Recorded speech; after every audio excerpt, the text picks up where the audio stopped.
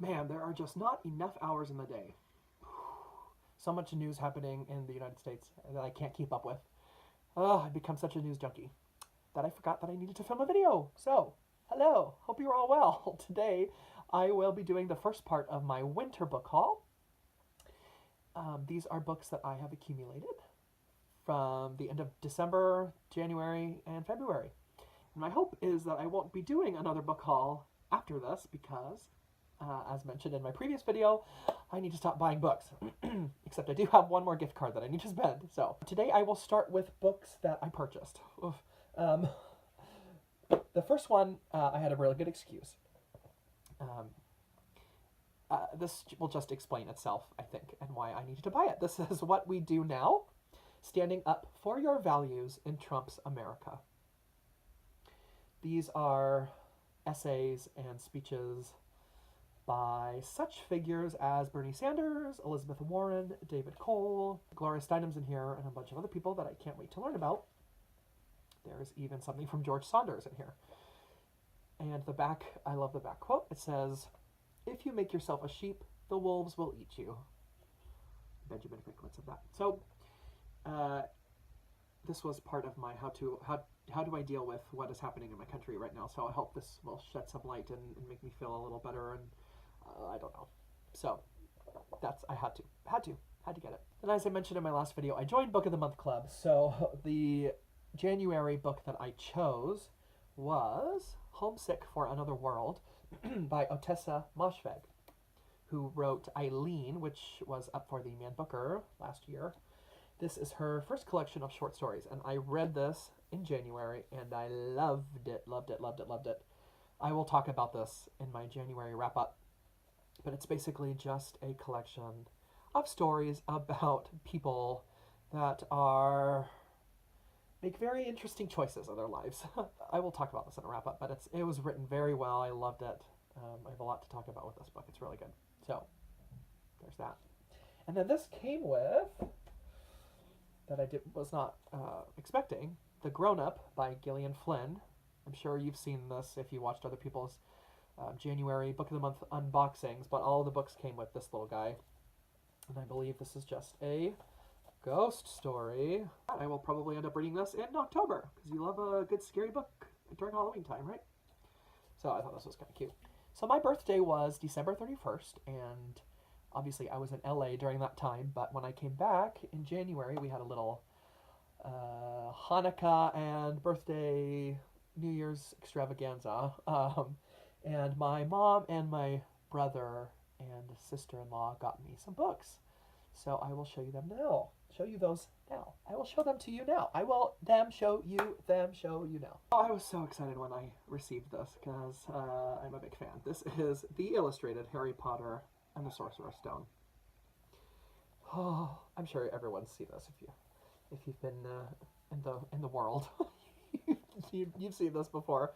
I'm so excited to crack this open and read this. But I also received for my birthday some money to buy a book of my choosing. So of course I had to get the second one, Chamber of Secrets, also the illustrated edition. I'm sure. Oh, look at that!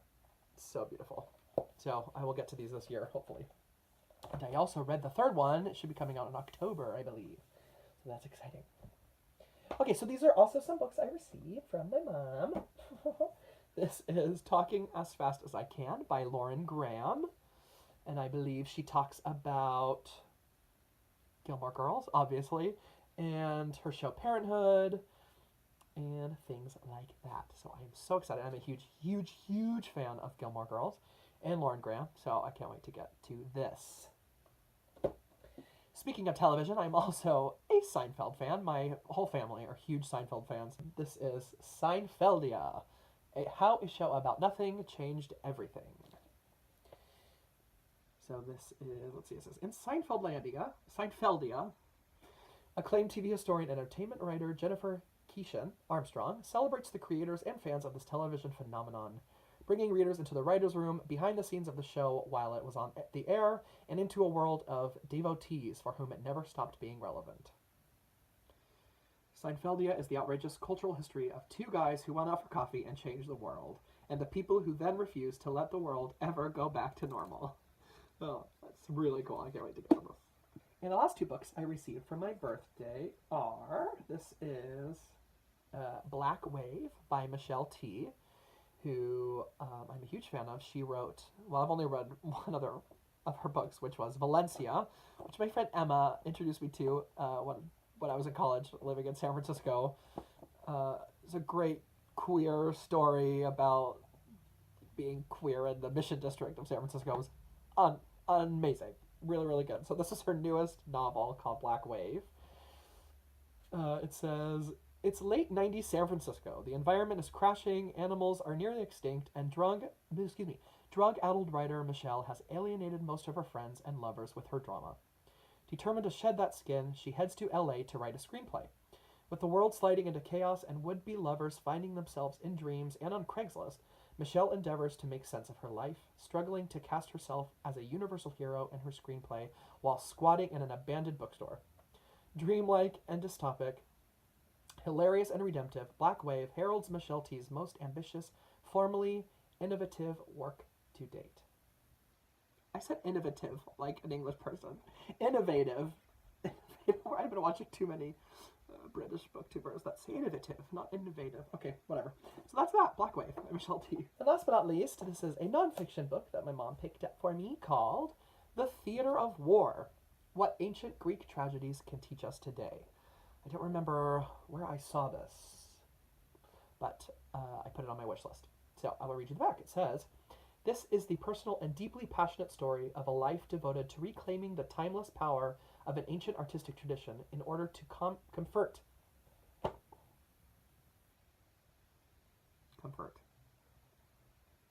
In order to comfort the afflicted. For years, theater director Brian Dories has led an innovative public health project that produces ancient tragedies for current and returned soldiers, addicts, tornado and hurricane survivors, and a wide range of other at-risk people in society. Very cool. So, that's going to be interesting. I love theater. Theater. Ancient Greek tragedies. Yeah. All right. Well, that's all that I got for my birthday. And I think that will just conclude part 1 of this winter book haul. Bye! Please remember to be kind, listen to each other, and read some good books. Okay, bye.